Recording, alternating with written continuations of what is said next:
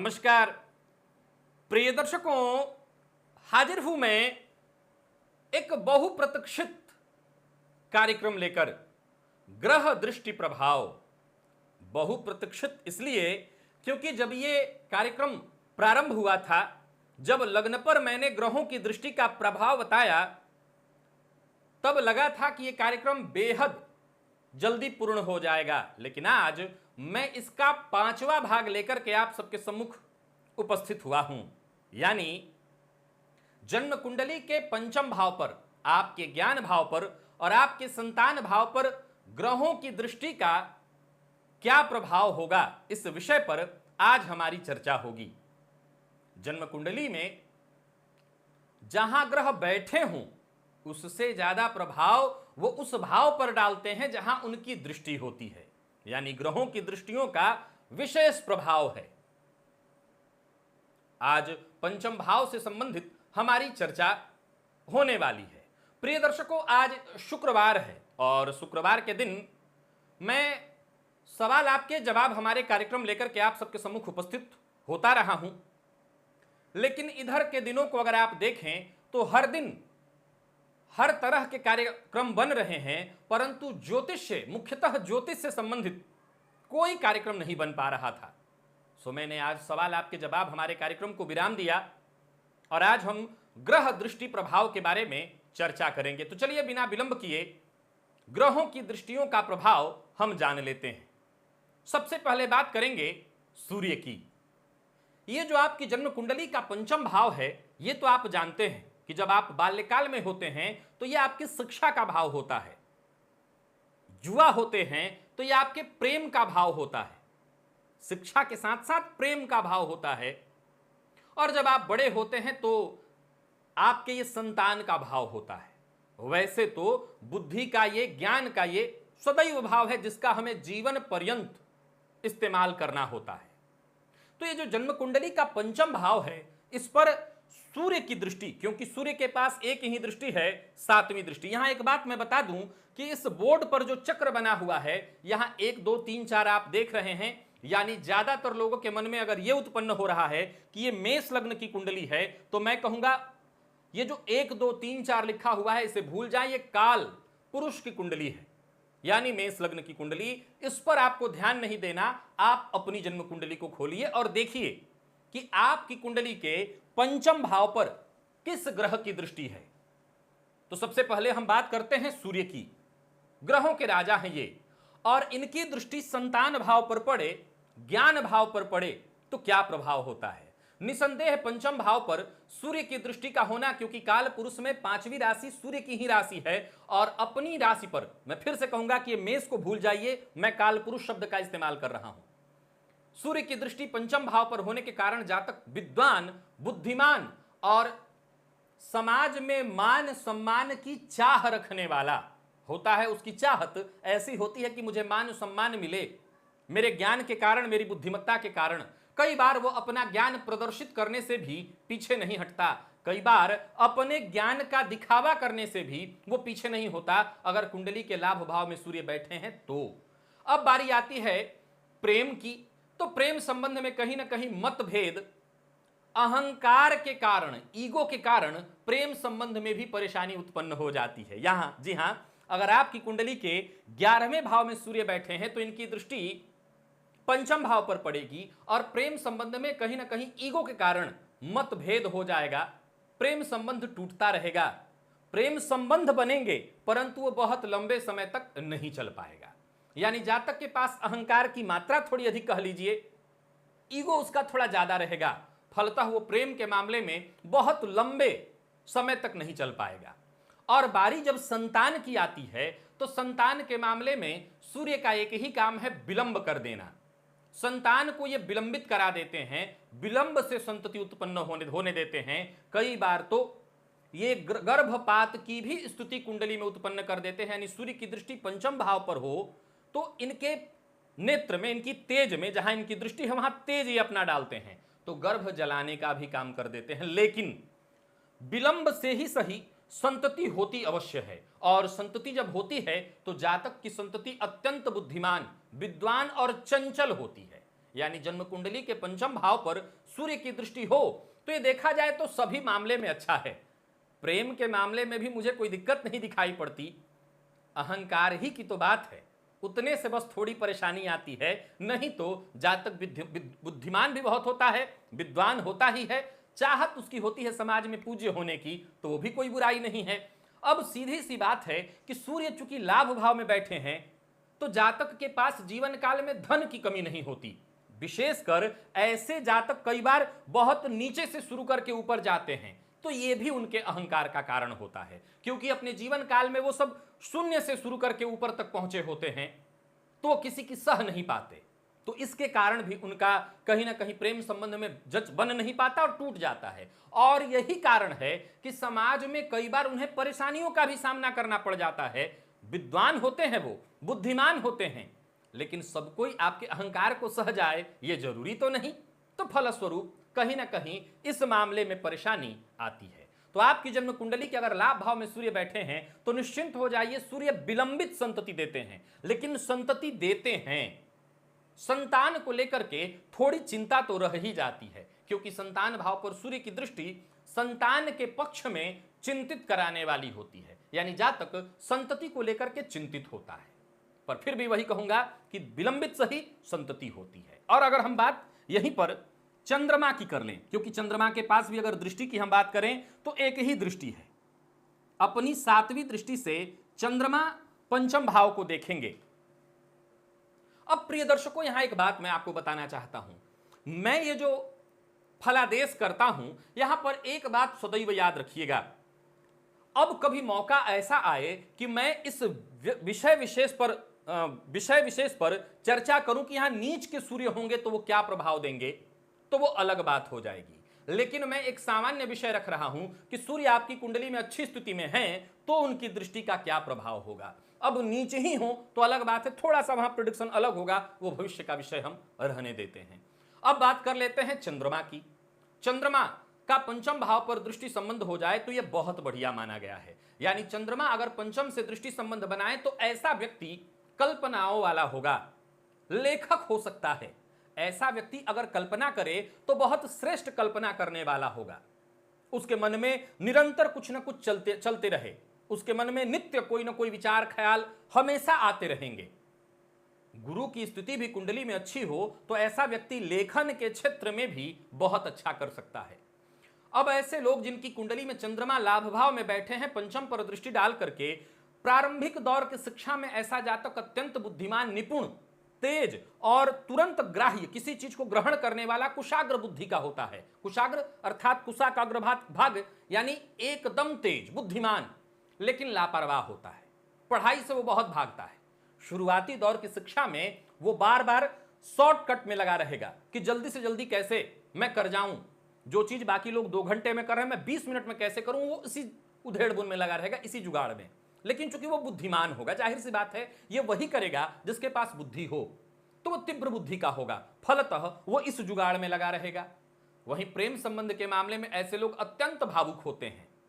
एक बार किसी से वादा कर दिया तो उस वादा को पूर्ण करने के लिए जहां तक हो सके, जब तक वो निभा सकते हैं, जितना वो निभा सकते हैं वो निभाने का प्रयत्न करते हैं। यानी कुंडली के पंचम भाव पर चंद्रमा की दृष्टि हो तो प्रेम संबंध में ऐसा जातक सफल या असफल निर्भर पंचम भाव पर करता है, लेकिन अपने मामले में ऐसा व्यक्ति प्रेम के मामले में वो धोखा नहीं देगा। और कोई कारण हो तो बात अलग है, चंद्रमा की दृष्टि पंचम पर है तो वो व्यक्ति अपने प्रेमी को कभी धोखा नहीं देने वाला होगा। जैसे मैंने सूर्य में कहा कि ईगो के कारण वो तोड़ देगा, छोड़ देगा, चंद्रमा वाला नहीं तोड़ेगा, वो प्रेम के संबंध में जहां तक हो सके प्रेम करने वाला होता है। यहां एक और बात बता दूं कि चंद्रमा स्त्री कारक ग्रह है, इनकी दृष्टि संतान भाव पर कन्या संतति देने वाली कही जाती है, लेकिन शास्त्रकारों ने चंद्रमा की दृष्टि संतान भाव पर होने पर और चंद्रमा बली हो तो ये पुत्र संतति देने वाले भी बनते हैं। यानी हम सदैव ये नहीं कह सकते, ये देखना पड़ेगा वो किस नक्षत्र और किस स्थिति में बैठे हैं, तो ये भी विचार किया जा सकता है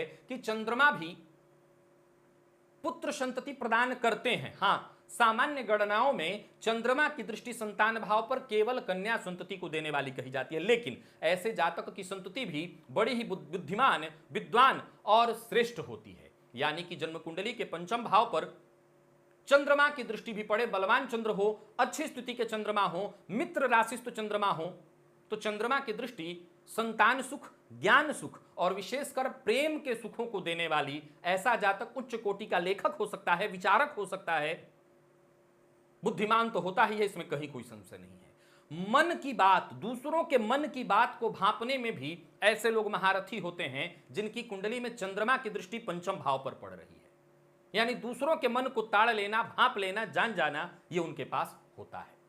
और अगर हम बात मंगल की कर लें तो मंगल के पास आपको पता है 3 दृष्टियां हैं। कहां कहां से? तो मंगल पहले तो 11वें भाव में होंगे तो अपनी दृष्टि डालेंगे यहां पर। और कहां से डाल सकते हैं अपनी दृष्टि? तो मंगल द्वितीय भाव में होंगे तो अपनी दृष्टि पंचम भाव पर डालेंगे, और मंगल कुंडली में 10वें भाव में भी बैठेंगे तब भी अपनी दृष्टि पंचम भाव पर डालेंगे। यानी इन 3 भावों से मंगल की दृष्टि पंचम भाव पर पड़ेगी। टेक्निकल माइंडेड, तेज, ब्रिलियंट, निसंदेह बहुत बुद्धिमान होता है, कई भाषाओं का जानकार हो सकता है। अब ये मत कहिए कि मेरी कुंडली में है, मैं तो नहीं हूं। हाँ, आप नहीं होंगे। योग ज्योतिष शास्त्र का ये सूत्र कहता है कि ऐसा जातक करना चाहे, अगर उसकी दिलचस्पी हो तो बहुत शीघ्र गति से, बाकी औरों की अपेक्षा वो बड़ी तीव्रता से बाकी भाषाओं को सीख लेता है। कहा जाता है अनेकानेक भाषाओं का ज्ञाता होता है जातक। संतान के मामले में मैं सीधे आ जाता हूं मंगल के मामले में, क्योंकि प्रेम पर भी चर्चा होगी। संतान के मामले में मंगल कष्ट प्रदान करते हैं। इनकी दृष्टि संतान भाव पर, पहले तो गर्भ, विशेषकर प्रथम गर्भ खराब करने के मामले में मंगल का हाथ बड़ा ज्यादा होता है। मंगल का संबंध अगर कुंडली के पंचम भाव से कहीं से भी बने, वो यही 3 भावों से बनेगा, तो ये प्रथम गर्भ को खराब करने का काम करते हैं। और वहीं संतान के मामले में चिंता, संतान विलंबित कराना, देर से होने देना, संतान को बाधित कर देना, ऐसी स्थिति उत्पन्न करते हैं। विद्वान तो ऐसा जातक होता ही है, बुद्धिमान तो होता ही है, कई भाषाओं का बोलने वाला होगा तो इसका मतलब वाचाल भी होगा, यानी बोलने में बुद्धिमान होता है। अब बारी आती है प्रेम संबंध की। तो मंगल की अगर हम बात करें तो बात थोड़ी अलग हो जाती है। एक गौर करिए, मैं स्त्री पुरुष दोनों के मामले में कहूंगा, मैं पुरुष की यहां पर चर्चा करता हूं कि एक पुरुष ऐसे स्वभाव का हो कि किसी स्त्री से जिसको वो बिल्कुल नहीं जानता, बातचीत करने में उसको 100 दफे सोचना पड़ेगा, कैसे बात करूं, वो क्या सोच लेगी, लोग क्या सोचेंगे, 100 दफे। लेकिन मंगल का संबंध कुंडली के पंचम भाव से हो तो ऐसा जातक चुटकी बजा के ये काम कर सकता है, यानी उसको इसमें तनिक भी दिक्कत नहीं आएगी। प्रेम के मामले में वो बहुत ज्यादा विश्वसनीय हो ऐसा मैं नहीं कह सकता। प्रेम के मामले में वो बहुत विश्वसनीय हो ऐसा नहीं कहा जा सकता, जरूरत पड़ने पर वो पीछे भी हट जाएगा, ये विचारणीय है। यही तो मंगल है, ये मंगल कराते हैं। हालांकि मैं फिर से कहूंगा कि विद्या, बुद्धि, ज्ञान और प्रारंभिक शिक्षा के दौर में भी ऐसा जातक बहुत इंटेलिजेंट होता है, तेज होता है। क्लास में ऐसे बच्चे जिनके ऊपर सबकी नजर हो, तेज बच्चे, तो वो कहीं ना कहीं मंगल रखने वाले हो सकते हैं, मंगल की दृष्टि वाले हो सकते हैं, सबकी दृष्टि को अनायास खींच ले। संतान में थोड़ी परेशानी, और प्रेम संबंध के मामले में तो आपने समझ ही लिया कि वो तुरंत बदल दें तो कोई आश्चर्य नहीं है। उनके मन में ज्यादा इस मामले में चिंता नहीं है, तुरंत बदल सकते हैं, बदल जाएंगे। संतान में थोड़ी चिंता मंगल उत्पन्न कराते हैं। और अगर हम बात बुध की कर लें, बुध अगर कुंडली के पंचम भाव पर दृष्टि डालें तो वो क्या प्रभाव देंगे? तो बुध के मामले में तो आप जानते ही हैं कि बुध को एक ही दृष्टि प्राप्त है और ये राजकुमार हैं, तो निसंदेह इनकी दृष्टि पंचम पर पड़ना अपने आप में अत्यंत श्रेष्ठ है। गणितज्ञ, ऐसा जातक जिनकी कुंडली के पंचम भाव पर बुध की दृष्टि हो, उच्च कोटि का वाचाल, बढ़िया बोलने वाला, खूबसूरत बोलने वाला, सजाकर बोलने वाला, ऐसा बोलने वाला कि दूसरों को अपनी ओर आकर्षित कर ले। गणितज्ञ, गणित के मामले में ऐसा जातक बड़ा ही तेज होता है। प्रेम संबंध के मामले में भी ऐसा जातक बढ़िया होता है। प्रेम के मामले में भी धोखा देने वाले तो नहीं कहा जाए इनको, लेकिन हां बदल सकते हैं। मैं ये नहीं कहूंगा धोखा दे देंगे, लेकिन बदल सकते हैं। जरूरत पड़ने पर अपने जरूरत के हिसाब से बदल जाएं, मुकर जाएं अपने वादों से, हो सकता है, परंतु फिर भी प्रेमी होते हैं, अच्छे होते हैं। संतान सुखों में भी बुध कोई परेशानी नहीं लाते हैं, चाहे वो कन्या संतति ही हो, परंतु बुध संतति दे देते हैं, बुध में कहीं कोई दिक्कत नहीं। इनका प्रभाव सदैव प्रारंभ में होता है, तुरंत ही अपना प्रभाव दे देते हैं। तो तो बुध की दृष्टि अगर आपकी कुंडली के पंचम भाव से है तो ये बहुत अच्छा है। आपको विद्वान होने में, ज्ञानवान होने में, निष्णात होने में, जानकार होने में और वाचाल होने में कहीं कोई संशय नहीं कि ये सारे गुण आपके अंदर विद्यमान होंगे। वाचाल तो आप होंगे ही होंगे, भाषाओं पर पकड़ होना, अच्छा बोलना, सजाकर, मैंने शब्द एक इस्तेमाल किया, सजाकर बोलना, या ऐसा बोलना जो लोगों को मंत्रमुग्ध कर दे, ऐसा बोलना जो लोगों को आकर्षित कर दे, तो यह बुद्ध के कारण संभव है। यह बुद्ध के कारण संभव है। अगर किसी राजनेता या रेडियो जॉकी या फिर ऐसे लोग जो न्यूज चैनल इत्यादि में बोलते हैं, उनकी कुंडली में स्थिति हो तो निसंदेह वो आकर्षण का केंद्र बने रहेंगे। वो जब भी बोलेंगे लोग उन्हें अवश्य सुनेंगे। तो ऐसे नेता भी हों तो उनकी भाषण कला जबरदस्त विकसित होगी और वो किसी बात को बोलते बोलते ही सोच लेंगे। यानी कई बार क्या होता है कि आप बोलने से पहले आपको बहुत तैयारी करनी पड़ती है कि ये बोलूंगा, और हो सकता है मंच पर पहुंचने के बाद आप सब भूल जाएं। लेकिन ऐसे लोग जिनकी कुंडली में बुध की दृष्टि पंचम पर पड़े, उनको ज्यादा सोचना नहीं है। वो वक्त आने पर दिमाग उनका उत्पन्न करता रहेगा कि इसके बाद अब ये बोलना है। बातें, शब्द शब्द शब्द उनके मुंह में खुद ब खुद आते जाएंगे। शब्दों पर उनकी पकड़ बहुत अच्छी होगी। तो बुध के पंचम पर दृष्टि के प्रभाव से ऐसा होता है।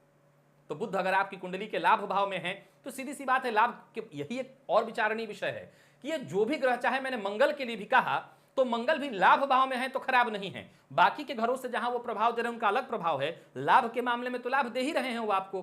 थोड़ी सी परेशानी जो सामान्यतया थी वो मैंने आपको बताई। बुध के मामले में बहुत बढ़िया, कहीं कोई चिंता नहीं। और गुरु के मामले में मुझे लगता है कि जितने भी ज्योतिष प्रेमी हैं उनको कुछ बताने की आवश्यकता नहीं है। ज्योतिष शास्त्र कहता है कि गुरु की दृष्टि अगर संतान भाव पर है तो सबसे पहले जिसके कारक हैं उस बारे में हम बात कर लेंगे। ये पंचपुत्र देने का काम करते हैं। अब सवाल पहले ही खड़ा हो जाएगा कि पंचपुत्र का क्या मतलब है। आज के समय में किसको 5 पुत्र हो रहा है? किसी को नहीं। आज के समय में तो ये बात कहना गलत है। अब ज्योतिष का ये सूत्र है, तर्क है। ये कहने का तात्पर्य है कि गुरु अगर कुंडली के पंचम भाव से संबंध बना लें तो प्रचुर मात्रा में संतान देते हैं, यानी संतान की कमी नहीं होती। एक और बात आपको बताना चाहता हूं कि कहीं से भी इन 3 जगहों से गुरु की दृष्टि पंचम भाव पर पड़ेगी। अगर गुरु के पास थोड़ा भी बल है और आप दोनों पति पत्नी की कुंडली में कोई विशेष दोष नहीं है, नाड़ी दोष इत्यादि और कोई परेशानी नहीं है वैसी, तो मैं आपको एक बात बताना चाहता हूं, चाहे वो विलंबित ही सही, देर से ही सही, दुआओं से, दवाओं से ही सही, संतानोत्पत्ति होती है। गुरु का संबंध, गुरु अगर पीड़ित न हो, बेहद कमजोर न हो, कोई उनके साथ दुर्योग न लगा हो और उनकी दृष्टि पंचम पर पड़ रही है, संतान भाव पर पड़ रही है, तो संतान के मामले में मैं पहले बताना चाहता हूं, सबसे पहले, बाद में ज्ञान और प्रेम आएगा। तो इस मामले में आपको कहना चाहता हूं कि ऐसा जातक दवाओं से सही, दुआओं से सही, विलंब से ही सही संतान प्राप्ति करता है। अब बात अलग है कि नाड़ी दोष हो, अलग बात है कि संतान की स्थिति ही बेहद कमजोर हो, कोई दोनों की कुंडली में बन ही न रहा हो, अलग बात। लेकिन अगर तनिक भी सहयोग कहीं मिला कुंडली से, तनिक भी, तो उस तनिक पर भी गुरु संतान देंगे। इसीलिए पंचपुत्र शब्द का अर्थ हर समय में, एक समय था कि 5 बच्चे होना कोई बहुत बड़ी बात नहीं, 5 बेटे हों तो जय जय, बहुत अच्छी बात। आज का वो समय नहीं रहा। तो आज इस सूत्र को इस प्रकार लिया जाएगा कि प्रचुर मात्रा में संतान देने वाले हैं गुरु, और कहीं से भी कुंडली में मामूली भी स्थिति बनेगी तो संतानोत्पत्ति करा देंगे गुरु। एक दूसरा, अब गुरु की दृष्टि जहां जहां से पड़ रही है, इसमें ज्यादा बताने की आवश्यकता नहीं कि ऐसा व्यक्ति बुद्धिमान होगा। सीधी सी बात है, या तो लग्न में होंगे, या भाग्य में होंगे, या लाभ में होंगे। अब लाभ में होकर ज्ञान पर दृष्टि डालें तो व्यक्ति बुद्धिमान हो, ज्ञानवान हो, अनेक विषयों को जानने वाला हो। मैंने गुरु के प्रभाव को जब लग्न से जोड़कर बताया था तो क्या कहा था, ऐसे लोगों को एक ही बात समझ में आती है कि उनको सब कुछ आता है। कोई भी विषय उनके सम्मुख रखा जाए तो उनको ऐसा फील होता है कि ये चीज तो मुझे आती है, ये तो मैं बहुत आसानी से समझ जाऊंगा। बस वैसा ही कुछ प्रभाव गुरु के पंचम भाव से संबंध से होता है। गुरु पंचम भाव पर दृष्टि डालें तो ऐसा ही प्रभाव उत्पन्न होगा। जातक के अंदर उच्च कोटि की बुद्धिमत्ता होगी, विद्वान होगा, बुद्धिमान होगा। और ज्योतिष शास्त्र तो यहां तक कहता है कि गुरु का संबंध अगर पंचम से बन रहा हो, विशेषकर गुरु पंचम में बैठे हो, तो ऐसा जातक पूर्व में कोई वेद पाठी ब्राह्मण या वेद पाठी या वेदों का ज्ञाता, जानकार, विद्वान या बुद्धिमान हो, ऐसा संभव है। तो कहने का तात्पर्य, गुरु का संबंध अगर कुंडली के पंचम भाव से बन जाए तो पहले तो उच्च कोटि की संतति, बुद्धिमान संतति, विद्वान संतति, ऐसी संतति जो जातक का समाज में नाम रोशन करे, ऐसी संतति उत्पन्न कराते हैं। और बाकी कोई दुर्योग भी हो संतान भाव पर, तब भी थोड़े से प्रभाव से भी संतान उत्पन्न कराते हैं। ऐसा जातक बाल्यकाल में भी बुद्धिमान बहुत होता है, तीव्र विषयों को ग्रहण करने वाला होता है, किसी भी विषय पर उसकी पकड़ जबरदस्त होती है, कुशाग्र बुद्धि का होता है। मतलब जितनी प्रशंसा की जाए, शिक्षा काल की बहुत बढ़िया, संतान काल की बहुत बढ़िया, और बात अगर प्रेम के संबंधों की कर ली जाए तो वहां भी बहुत बढ़िया। मैं कहूंगा प्रेम संबंध के मामले में भी, हालांकि ऐसा जातक कई बार ऊंच नीच भी देखेगा। मैं फिर से दोहरा दूं, गुरु के अंदर ये प्रभाव है तो ये मेरा, ये उनका, इनसे प्रेम कर, तो प्रेम के मामले में भी ये थोड़ा सा विचार करेगा। ये बात मैं बता देता हूं। अब आप कहेंगे कि यहां जाति भेद वाली बात कर रहा हूं ना, मैं सोच की बात कर रहा हूं, मैं जाति भेद नहीं बता रहा, मैं सोच की बात कर रहा हूं कि ये मेरे बराबरी का है इसके साथ। तो यानी प्रेम में भी सोच, जबकि नियम कहता है कि प्रेम के मामले में सोच काम करना बंद कर दे, परंतु गुरु का संबंध पंचम से हो तो प्रेम के मामले में भी बंदा सोचेगा कि प्रेम कहां कर रहा हूं, सही कर रहा हूं या नहीं।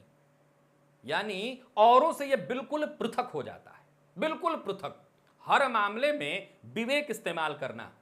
तो यह है गुरु का प्रभाव। अब हम सीधे शुक्र की ओर चलते हैं, उनके प्रभाव से क्या होता है इस पर हमारी चर्चा हो जाए। ये भी गुरु हैं, ये भी गुरु हैं, और देव गुरु के समान ही गुरु हैं, बस ये दैत्य गुरु हैं।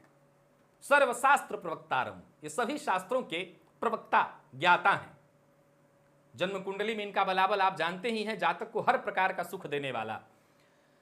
इनकी दृष्टि भी संतान भाव पर हो तो कन्या संतति देने वाले, लेकिन ये भी जातक को विद्वान, बुद्धिमान और ज्ञानवान बनाते हैं, तीक्ष्ण बुद्धि का बनाते हैं। इसमें कहीं कोई संशय नहीं। जब मैंने पहले ही कहा सर्वशास्त्र प्रवक्तारम, सारे विषयों का समापन मान लीजिए कि इनकी दृष्टि पड़ी अगर कुंडली के पंचम पर तो जातक को ज्ञानवान और बुद्धिमान बनाएंगे, इसमें कहीं कोई संशय है ही नहीं। जातक बुद्धिमान होगा, संशय है ही नहीं। प्रेम के मामले में ये थोड़े अलग होंगे। प्रेम बहुत जल्दी जल्दी इनको होगा। किसी की बातों से प्रेम हो जाए तो किसी के चेहरे से प्रेम हो जाए तो किसी के कपड़े से प्रेम हो जाए। यानी प्रेम के मामले में इनका प्रेम स्थिर नहीं कहा जा सकता, क्योंकि ये सौंदर्य या यूं कहें कि नेचर के प्रेमी होंगे, खूबसूरती के दीवाने होंगे। फलस्वरूप खूबसूरती जहां भी दिखे वो वहां इनको प्रेम हो जाएगा। तो इसके मामले इनका प्रेम थोड़ा सा अलग होगा बाकियों की अपेक्षा। प्रेमी ये उच्च कोटि के कहे जा सकते हैं, लेकिन इनके प्यार पर बहुत भरोसा किया जाए ये नहीं कहा जा सकता। संतान के मामले में भी शुक्र संतान के मामले में कोई बाधा उत्पन्न नहीं करते, भले कन्या संतति ही देते हैं लेकिन संतति दे देते हैं, ये उसमें कहीं कोई दिक्कत नहीं करते। और कहीं ना कहीं जहां गुरु संतान के कारक हैं तो पुरुषों में ये भी संतान के कारक हैं, तो ये संतति प्रदान करते हैं, उसमें कोई दिक्कत नहीं। अब चूंकि लाभ भाव में बैठे हैं तो लाभ भी देते हैं। कई बार बुध और शुक्र का संबंध है अगर पंचम से, तो शेयर मार्केट वगैरह से भी लाभ होता रहता है। तो जातक की संतान भी बुद्धिमान होती है, ज्ञानवान होती है और अच्छी संतति होती है। अब यह अलग बात है कि जैसी पिता यानी आत्मा जायते इति पुत्रः, तो पिता के समान ही उनकी संतति हो, तो इसमें कोई ज्यादा आश्चर्य तो हो नहीं सकता। तो हो सकता है कुछ और भी बातें उसमें जोड़ दी जाएं, लेकिन मैं इतना ही कहना चाहता हूं कि जातक की संतति होती बहुत अच्छी है, इसमें कहीं कोई संशय नहीं। और फिर सवाल उठता है कि नहीं, पिता अगर ये कहे दावे के साथ, एक बार एक डॉक्टर साहब ने कहीं शुक्र के मामले में ही दावा किया था और मैंने स्वीकार भी किया। वो हमेशा मुझे रिसीवर लिखा करते हैं, आप समझ रहे होंगे मैं आपके लिखाता हूं, सारे दर्शक जानते ही होंगे उनको। तो बिल्कुल हो सकता है, जरूरी नहीं है कि हर किसी पर हर तरह के सूत्र का दावा कर दिया जाए। कई बार संस्कार से इंसान बदल भी जाता है, कई बार प्रारब्ध के कारण वो बदल जाता है, कई बार प्रारब्ध उसके इतने मजबूत होते हैं कि वो अपने स्वभाव पर कंट्रोल ला लेता है। तो ऐसा होता है, ये कोई बहुत आश्चर्य का विषय नहीं है। तो मैं यहां बता दूं कि शुक्र का संबंध पंचम से होना बहुत बढ़िया है। बस प्यार के मामले में बदल सकते हैं ये, प्यार इनको बहुत जल्दी और बहुत ज्यादा हो जाता है। शनिदेव, इनके मामले में थोड़ा सा आपको सावधान रहना पड़ता है। ऐसा नहीं है कि ये संतति नहीं देते, हाँ दिक्कत कर देते हैं बहुत ज्यादा। क्यों? क्योंकि इनके मामले बारे में आप जानते हैं, इनकी जो दृष्टि है वो विच्छेदात्मक दृष्टि है, और विच्छेदात्मक दृष्टि होने के कारण ये संतानोत्पत्ति में बाधा उत्पन्न कर सकते हैं। इनके पास 3 दृष्टियां हैं और ये इन 3 भावों से संतान भाव पर दृष्टि डालेंगे। यानी कुंडली के लाभ में हो, तृतीय में हो और अष्टम में हो, तो अपनी दृष्टि से ये संतान भाव को देखेंगे और तीनों ही भाव से दृष्टि डाल करके संतान में विच्छेद उत्पन्न करना।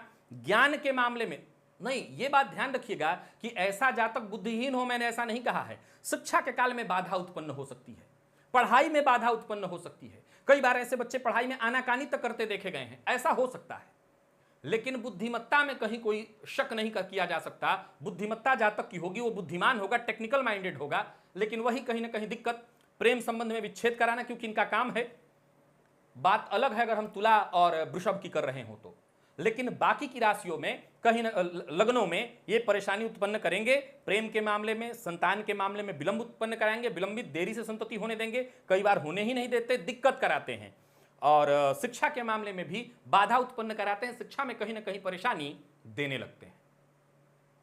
तो इस मामले में अगर आपकी कुंडली में संतान भाव पर शनिदेव की दृष्टि है तो ये थोड़ी सी परेशानी अवश्य आपके लिए उत्पन्न करेंगे। एक और कारण है, चूंकि काल पुरुष की कुंडली में संतान भाव में सूर्य की राशि होती है और सूर्य के अति शत्रु हैं, फलतः इस भाव पर दृष्टि डाल करके कहीं ना कहीं इस भाव से संबंधित दुष्प्रभाव ये देने से चूकते नहीं है। हाँ, मैं फिर दोहरा रहा हूं कि ऐसे जातक के बुद्धिमत्ता पर, ज्ञान पर, जानकारी पर, और एक और बात रिसर्च पर, अगर ऐसा जातक जिनकी कुंडली में पंचम भाव पर शनि की दृष्टि है, अगर उसने किसी विषय पर रिसर्च कर लिया है तो वो ताल ठोक के उस पर बोलेगा, कोई काट नहीं सकता, क्योंकि उसका रिसर्च बहुत जबरदस्त होगा, वो रिसर्च बहुत जबरदस्त किए हुए होगा, कोई इस पर उंगली नहीं उठा सकता।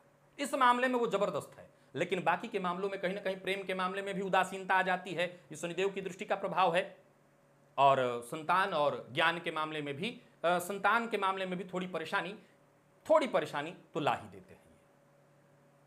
अगर आपकी कुंडली में स्थिति है तो मैं आपको पुनः कहूंगा कि आप अपने काल पुरुष की कुंडली को जागृत कर लीजिए, यानी आप अपने सूर्य को बलवान कर लीजिए, तो आपको हो सकता है फायदा मिल जाए।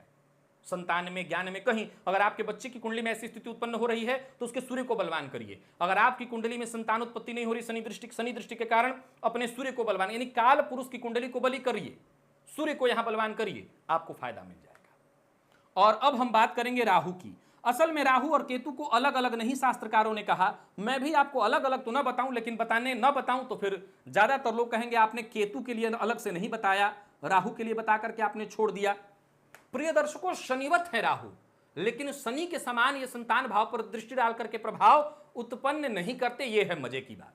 जी हां, राहु की दृष्टि संतान भाव पर हो तो ये शनि के समान बहुत ज्यादा संतान के लेकर के दिक्कत नहीं कराते। ये जातक को बुद्धिमान, आप क्यों, वो मैं आपको आगे बताऊंगा। संतान जातक की बुद्धिमान होगी, ज्ञानवान होगी, संतान विद्वान बुद्धिमान तो होगी, बलिष्ठ होगी, स्वस्थ संतति होगी, यानी ये शनिवत होकर के भी शनिवत प्रभाव नहीं डालते। क्यों, वो मैं बताता हूं। असल में देखा जाए तो पहले तो राहु का लाभ भाव में होना बहुत अच्छा माना जाएगा। हां, यहां इनकी 3 दृष्टियों की अगर हम चर्चा करें गुरुवत, तो ठीक गुरु के समान भी ही ये भी यहां से दृष्टि डालेंगे, यहां से, तो इनकी दृष्टियों से संतान में कोई बहुत बाधा उत्पन्न होते नहीं देखी गई। ये दिक्कतें ला सकते हैं, ये भी गर्भपात कराने में शामिल होते हैं, हो सकता है प्रारंभिक गर्भ खराब करा दें, ऐसी स्थिति होती है, लेकिन ये नगण्य है, बहुत ज्यादा नहीं।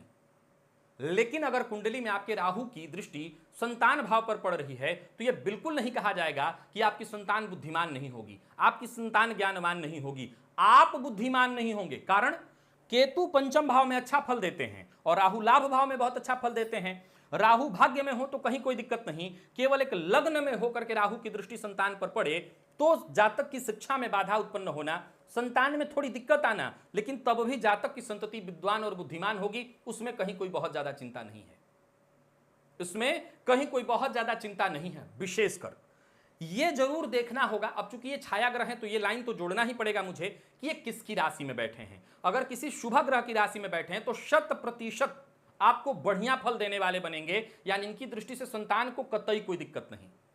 प्रेम के मामले में अगर देखा जाए तो बहुत चिंता तो नहीं कही जा सकती, लेकिन हां, ऐसा जातक प्रेम में बहुत ज्यादा प्रॉमिस वाला हो, प्रतिज्ञा वाला हो कि जिससे प्रेम किया उससे निभाएगा, यह कहना गलत है। ऐसा नहीं होगा, जरूरत पड़ने पर वो धोखा दे देगा। यानी राहु और केतु का संबंध पंचम से है आपके प्रेमी के कुंडली में, तो एक बार विचार जरूर कर लीजिएगा। ये बदलाव कराने में माहिर हैं और ये भटका देंगे, ये प्रेम संबंध को तुड़वा देंगे, इसमें कोई विशेष आश्चर्य नहीं दिखाई पड़ता मुझे। और केतु की भी अगर प्रायः आप पूछेंगे तो आप बस यहीं से केतु को रख लीजिए, यहां हो केतु, यहां और यहां केतु, तो ये फिर थोड़ी सी दिक्कत आ जाएगी। राहु से ज्यादा दिक्कत केतु कर देते हैं, विशेषकर केतु के यहां होने से समस्या नहीं है, वो दिक्कत है राहु के यहां होने से। तो ये कहीं ना कहीं संतान में बाधा। लेकिन ऐसा नहीं कि जातक बुद्धिमान नहीं होता। आपने मेरे कार्यक्रमों में सुना होगा कि पंचम का राहु जातक को जुगाड़ू बना देता है, नाना प्रकार का दिमाग लगा लेगा ऐसा जातक, जहां रास्ता न बनता हो वहां भी रास्ता बना लेगा जातक। तो ये ठीक है, इसमें कहीं कोई चिंता नहीं है। परंतु और बाकी जगहों पर जैसे यहां हो केतु, यहां हो केतु, तो कोई वैसे उनके दृष्टि से कोई समस्या नहीं है, सामान्य है, कहीं कोई दिक्कत नहीं आने वाली है। यानी ऐसा नहीं कि जातक को संतति नहीं होगी, प्रेम वगैरह के मामले में भी ठीक है और संतान सुख भी होता है, उसमें कहीं कोई दिक्कत नहीं है। यानी एक अब अंतिम में निष्कर्ष निकाला जाए तो संतान भाव पर अगर देखा जाए तो थोड़ी सी परेशानी शनिदेव उत्पन्न कर रहे हैं और थोड़ी सी परेशानी सूर्य उत्पन्न इतना ही कर रहे हैं परेशानी कि विलंबित संतति और संतान को संतान के मामले में चिंता करा रहे हैं। लेकिन संतान का बुद्धिमान, विद्वान, ज्ञानवान होना, इसमें कहीं कोई कमी नहीं है। राहु और केतु के मामले में कोई दिक्कत ज्यादा मैंने नहीं बताई। शनि में एक दिक्कत मैंने बताई कि ये विलंबित संतति उत्पन्न करा रहे हैं। मंगल के मामले में भी थोड़ी सी दिक्कत है कि ये गर्भ खराब, विशेषकर प्रथम संतति, प्रथम गर्भ विशेष रूप से खराब कर देते हैं। प्रेम संबंधों के मामले में शुक्र और मंगल का संबंध इससे भाव से होना दिक्कत करा देता है और राहु की दृष्टि भी कहीं ना कहीं प्रेम के मामले में जो कमिटमेंट है वो पूरी तरह से हो जाए ऐसा नहीं कह सकते। तो अब आप अपनी अपनी कुंडली को खोलिए और देखिए कैसी है आपकी कुंडली, किस भाव, इस भाव पर किस ग्रह की दृष्टि है और जिसकी दृष्टि है कैसा प्रभाव मिल रहा है। प्रिय दर्शकों, यह विषय ज्योतिष का बहुत गहन और गंभीर है। मैंने जो प्रेडिक्शन की अभी आपके सम्मुख, ये मुख्यतः इस आधार पर की कि अच्छी स्थिति में ग्रह दृष्टि डाल रहे हैं। अगर वो ग्रह मृत अवस्था में हो, शत्रु राशिस्थ हो, पीड़ित हो, नीच के हो, तो उनके प्रभाव में कुछ बदलाव हमेशा याद रखिएगा। ग्रह की दृष्टि का जो मूल प्रभाव है वो तो रहेगा, लेकिन उसमें कुछ बदलाव भी आ जाएगा। और वो कुछ बदलाव क्या है, यही विषय और गंभीर गहन अध्ययन का है। तो बदलते वक्त में जब हमारे पास ऐसा समय होगा, जब हमारे पास ये चर्चा का मौका होगा कि पीड़ित ग्रह अगर संतान पर दृष्टि डाल रहे हैं तो वो क्या प्रभाव उत्पन्न करेंगे, इस पर भी हम चर्चा करेंगे और बृहद चर्चा करेंगे आज के जैसा ही। तो आज के लिए बस इतना ही, इजाजत दीजिए। कल पुनः आप सबों से मुलाकात होगी। तब तक के लिए नमस्कार।